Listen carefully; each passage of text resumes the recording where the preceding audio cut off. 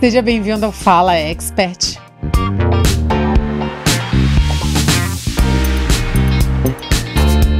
Hoje eu tô com a dona, sócia proprietária do Rio de Janeiro, das Noites Cariocas, mas ela fez uma transição de carreira, uma de muitas, né? E hoje ela tá mais empresária. Eu vou entrevistar a empresária Pamela Cancela. Tenho um carinho, uma admiração enorme por ela. A gente se conhece há mais de 15 anos, com certeza. Com certeza. Né? Eu a conheci, ela era gerente da Books. E eu vi a Pamela bloquear tantas pessoas, fazer tantas pessoas esperarem na porta da Books e de tantos outros eventos, né? Pamela, um prazer e uma honra te receber. O prazer é todo meu de estar aqui com você, contando um pouquinho dessa história, né? É isso aí. E conta pra gente, assim, o entretenimento mudou um pouco de cara, né? Na nossa época de jovenzinhas e tal, a boate era muito forte, né? Meus pais se conheceram numa boate, né? Olha que legal. No antigo Zozô, que era... Agora, daqui a pouco eu lembro o nome, não era Cafenice, não. Era um outro nome. Depois eu coloco nos comentários pra vocês. E... assim, a minha mãe, sei lá, com quase 9 meses, eu tava lá na noitada com ela, dentro da barriga. É por isso que você gosta tanto também, Exatamente, né? Exatamente. Mas eu acho que o comportamento do carioca muda muito, né? Muda. Na verdade, muda o tempo todo, né? E a gente costuma dizer que é muito cíclico. Então, as gerações, elas vão mudando e a coisa vai voltando ou vai se transformando. Não volta exatamente naquele formato que era, mas vai juntando uma coisa com a outra e transformando aquilo que um dia foi o conceito. E muitas coisas mudaram, o comportamento do jovem hoje é diferente, as pessoas buscam mais saúde, as pessoas buscam mais entretenimento diurno, para ter uma qualidade de sono melhor, para aproveitar o dia. E acho que a pandemia foi um grande divisor de águas para isso. Com a pandemia, os locais fechados, eles passaram a ser vistos com outros olhares. E vieram vários modelos de casas abertas, como quase uma boate aberta, eventos, open air. E o jovem de hoje, por essa característica de buscar algo mais saudável e com a ajuda da pandemia, a tendência no momento são essas casas abertas, os eventos diurnos. Essa é a tendência de hoje para essa geração de 20 anos. É isso. E o Manabu, a sua casa o seu restaurante japonês, ele abriu mais ou menos nessa época da pandemia, um pouquinho depois? Ele abriu, na verdade, na pandemia. E foi um desafio muito grande. Primeiro porque eu nunca tinha lidado com restaurante, nunca tinha trabalhado só como nutricionista, que é a minha formação. E mesmo assim muito pouco, porque logo que eu me formei eu já enredei na área de eventos. E mesmo na Books você trabalhava na operação da hospitalidade? Sim. Eu trabalhava na parte de eventos e na gerência mesmo como um todo, não na cozinha. Atendimento. Sim. Então eu não tinha experiência nessa área, mas tenho experiência com o público e, bem ou mal, tudo dentro do mesmo segmento que eu chamo de entretenimento, alimentos e bebidas. Porque nos eventos também, a gente também lida com alimentos e bebidas. Então eu abri meu leque de negócios e de experiências, mas sempre voltado para esse nicho. E aí o Manabu, surgiu a oportunidade, na época eu tinha boate, e aí surgiu o ponto ao lado da boate, que é um ponto muito bom, em frente ao Forte de Copacabana. Do lado do Fermont. Embaixo do Hotel Fermont, exatamente. Então era um ponto, na época a boate, no auge do lado da boate, então a gente pegaria esse público também. Aí apareceu esse ponto, eu e meus sócios pegamos, a princípio a gente não sabia nem o que a gente ia fazer, pegamos porque era bom o ponto. E quando a gente resolveu o que a gente ia fazer, vamos fazer um restaurante japonês, começamos o projeto começamos a quebrar, começou a pandemia. E aí a gente tava no início, a gente tinha acabado de começar a quebrar, paramos. Aí nós paramos durante uns 8 meses, ficou sem fazer nada. Depois desses 8 meses, quando começou a melhorar um pouco as curvas, a gente retomou a obra, mas retomamos num momento onde o mercado estava parado, a boate fechada, foi muito desafiador. E aí terminamos, e quando a gente abriu, ainda estava na pandemia. Então a gente abriu o restaurante na pandemia. E como ele era aberto, né? Ele Sim. não era tão fechadão, então ele já começou podendo, Sim. né? Quando as coisas começaram a abrir, né? Nessa época, os restaurantes já podiam funcionar. A boate que ainda não podia, os eventos ainda não tinham retomado, mas os restaurantes já estavam funcionando. Com mesas e cadeiras bem afastadas umas das outras. Com todo o protocolo, que eram chamados na época de regras de ouro da prefeitura. Então a gente tinha que seguir todas essas regras para estar com o restaurante aberto. Entendi. E o Sebastian, como é que começou? O Sebastian veio 1 ano depois do Manabu. A gente já nesse ramo de restaurante, né? Surgiu a oportunidade de um ponto que também era muito bom no Baixo Gávea. Maravilhoso. Ali é excelente. Você atende as pessoas que vão pro jockey, para entretenimento, né? Que hoje é um polo muito importante de entretenimento no Rio. É a região do jockey ali. Tanto de eventos até quanto de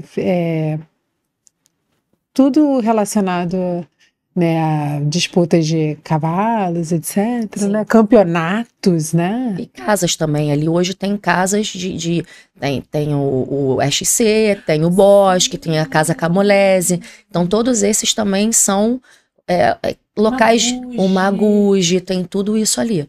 Então hoje o jockey é um ponto muito importante de entretenimento no Rio. Muito bom. Ainda tem o Casa Cor, que de vez em quando tem exposição. E o BG já super tradicional, ainda junta com esse polo que tem hoje ali, e é um ponto muito, muito bom para o Rio de Janeiro. Maravilhoso. E lá é um gastrobar. É um gastrobar. O que seria? Como é que seria para uma pessoa leiga? É um bar que não é um boteco, com uma coquetelaria bem bacana, drinks muito bons e uma culinária bem específica. Então o gastrobar, ele fica entre o bar e o restaurante. Ele não é tão formal como um restaurante e nem tão informal quanto um boteco. Eu me sinto na Espanha, sabia? Meio Barcelona, assim.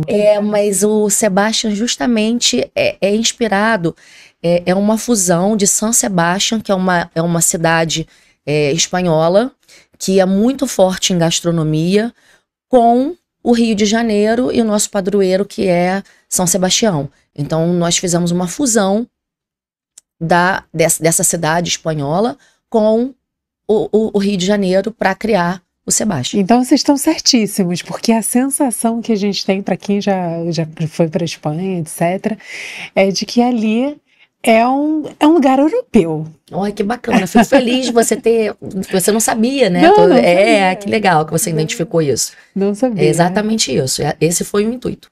E uma coisa muito importante que eu falo em todas as mentorias é sobre a importância da criação de autoridade e posicionamento. A Pamela, por exemplo, você trabalhou quanto tempo no entretenimento? 20 anos? 18 anos. 18 anos. Então, o que ela fez? Ela pegou 18 anos de entretenimento. Ela tem um reconhecimento. As pessoas reconhecem a Pamela ela tem credibilidade, ela tem uma reputação, ela é conhecida pela exclusividade, pelo carinho, pela atenção, mas também por ser premium. Tudo que ela faz é premium. Então, o que ela conseguiu? Ela transferiu a autoridade dela para todas as coisas que ela faz. Para o Sebastian. Então, com certeza, seus clientes vão para o Sebastian também. Os seus clientes vão para o Manabu. Vão. Me fala sobre os outros empreendimentos que você tem. Aí no ano seguinte veio o Soga. O Soga é um quiosque em São Conrado, ali na Praia do Pepino. Perto do Hotel Nacional. Mais pro final. É o último quiosque de São Conrado, onde desce o voo livre. Tá. E assim, um visual incrível, um pôr do sol bacana. Diferente dos meus outros empreendimentos, que eu participei da escolha do ponto, da concepção, o Soga a gente já pegou ele pronto. Nós entramos, incorporamos. Foi uma oportunidade. Foi uma oportunidade com o Gabriel Ferrari, que era o sócio único de lá. Nós entramos com nossa estrutura de alimentos e bebidas e restaurante de gestão, com toda a nossa experiência de gestão, com ele no Soga, pro Soga, porque o Soga, assim, é um fenômeno. É hoje o ponto mais hypado do Rio de Janeiro. E é um quiosque. Na verdade, ele é meio quiosque. Ainda são aqueles quiosques antigos, que é híbrido, metade é um, outra metade é outra. Então o Soga, ele é meio quiosque e recebe muita gente. E a gente tem uma curadoria musical do Gabriel ali muito bacana. É muito legal. E ele cresceu muito para a estrutura que tem. Aí agora, até dando um spoiler, adiantando, uma das novidades desse ano é que a gente pegou o outro quiosque, a metade, né? E agora vai ser o quiosque inteiro. Na baixa temporada, agora no meio do ano, a gente começa a reforma. E no verão, próximo verão, a gente já tá com o Soga, ele com os 2 quiosques e com certeza uma capacidade de atendimento e receber as pessoas ali com mais gente, né? Porque as pessoas chegam, não tem como atender, não tem lugar. De tão cobiçado que é. E aí veio a oportunidade do Soga. O Gabriel toca muito bem ali, o receptivo, a curadoria, as pessoas. Ele precisava de uma ajuda com a gestão operacional, e a gente, com o nosso escritório do Sebastian e do Manabu, porque o escritório dos 3 negócios, ele é compartilhado. Então eu tenho a mesma equipe trabalhando nas três empresas, nas 3 frentes. E aí com isso veio o Soga. Aí por último agora, ano passado, veio o Aldeia, que fica na Lagoa, no Parque dos Patins. E o Aldeia é uma casa de festas ao ar livre, aberta. E onde a gente também faz atividades físicas durante o dia, tem um restaurante. Então é um espaço de entretenimento onde a gente tem atividade física, tem a noite e tem a gastronomia. E se a pessoa quiser, sei lá, fazer um casamento, não sei, se quiser alugar para receber amigos, existe essa possibilidade? Existe, a gente faz evento corporativo lá também. Porque a vista deve ser linda, né? Parque dos Patins, para quem não conhece.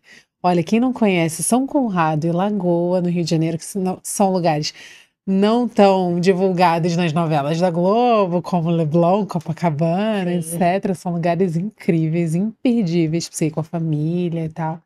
Tem bastante gente que não é do Rio, né? Nossa, já quero conhecer os 2. Tu me é convidada, por favor. E qual é a gastronomia do Aldeia? É variada, é contemporânea. Legal demais. Drinks, sucos, tem um pouco de tudo. Para a família inteira. Isso. Nossa, que máximo. E eu queria que você desse alguma sugestão, alguma dica para quem está querendo começar a empreender no Rio de Janeiro ou no Brasil. É tão difícil, né? É sim.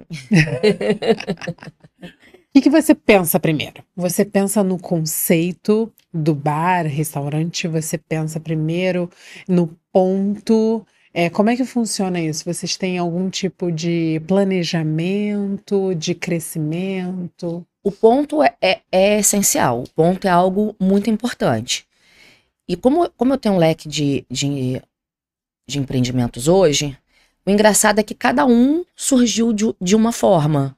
Alguns o ponto é muito bom e outros o ponto foi feito. Tá? Como o Soga, ele no final de São Conrado, não tinha um lugar de passantes, as pessoas vão pelo Soga, pelo sucesso do Soga e pelo visual que ele tem, a experiência. Os próprios turistas do Hotel Nacional. Exato, exato. Então ali é um caso onde a gente fez o ponto foi feito. Os outros já são o contrário. A escolha do ponto foi essencial. Tanto que o Manabu, a gente pegou o ponto sem saber o que ia fazer. Então o ponto com certeza é um dos principais. Se você tem um ponto onde já tem um fluxo de clientes, é menos um trabalho do que você ter que levar os clientes até o seu local. Então um é esse. O outro é estar sempre alerta às tendências do mercado. Antigamente eu tinha uma cabeça de que eu queria fazer as coisas pra mim. Eu gosto... Eu gosto de japonês, vou fazer um restaurante japonês, né? O próprio cardápio do restaurante, quando a gente começou, foi totalmente equivocado. Eu e meus sócios, a gente pegava... eu gosto do prato desse restaurante. Vamos botar aqui. Eu gosto desse prato, quero aqui. Então a gente pegou vários restaurantes japoneses que a gente frequenta, que a gente gosta, o prato que a gente gostava de cada um e fez.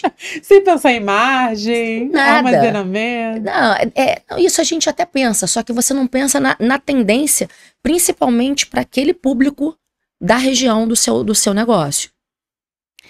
E é óbvio que no meio do caminho, quando a gente viu, a gente teve que mudar tudo. Hoje rodízio omakase, com um ano a gente mudou, é totalmente diferente. Ainda tem o à la carte, tem algumas peças à la carte, porque a gente tem um público de estrangeiro grande ali na região, mas o nosso forte é o rodízio omakase, que é totalmente diferente do que a gente idealizou quando a gente quis montar um restaurante japonês.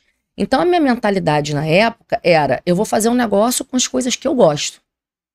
Totalmente errada. A gente tem que fazer um negócio pensando no público que a gente quer atingir para aquele negócio, estudando o público local.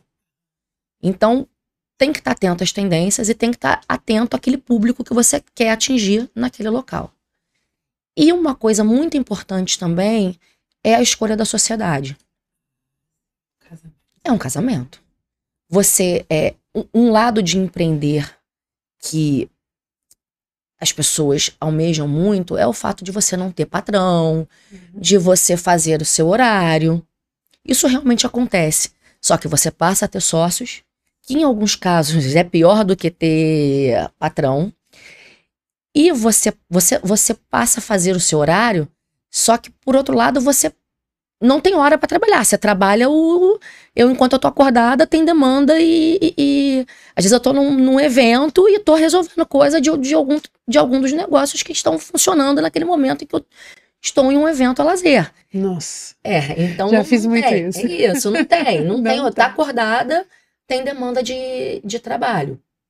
Então são coisas muito importantes que você tem que pensar na hora de montar um negócio.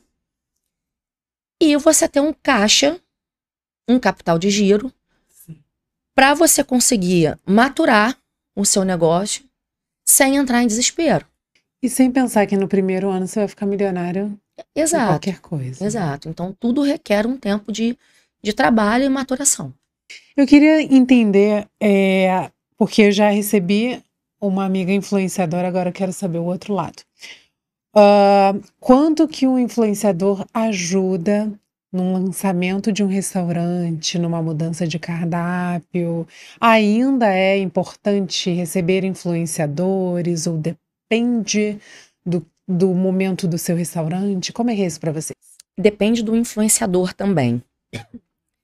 Teve um momento onde era muito significativo, porque não eram tantos influenciadores e todos que atuavam tinham muita autonomia para falar sobre aquele determinado assunto. Hoje, quase todo mundo é influenciador. Então, as pessoas já não têm tanta certeza se aquilo que eles estão falando de fato é... Assim, a gente testa, eu trabalho com influenciadores, a gente chama, alguns funcionaram, outros não. Uns que às vezes tem muitos seguidores, são muito cogitados, às vezes esses não funcionam, e uma pessoa de bairro, né? Que fala bem, que não tem tanto seguidor, mas o conteúdo que ela fez foi tão bom e real e verdadeiro que viralizou. Exatamente. E aí, de novo, a importância da tua autoridade. você consegue transferir a autoridade. Então, assim, você que é dono também de restaurante, bar, empresa, qualquer coisa, é, se trate como influenciador também. E entenda que você pode influenciar a tua rede de amigos, a tua rede de familiares. Eles se transformam em clientes e o que você abrir, eles vão acompanhar. Sim, o tempo todo. Todo dia alguém me manda uma foto. Tô aqui no Sebastião, tô aqui no Soga, tô aqui no Aldeia, tô aqui no Manabu. Eu acho ótimo, porque eu não tenho como estar em todos os lugares ao mesmo tempo, né?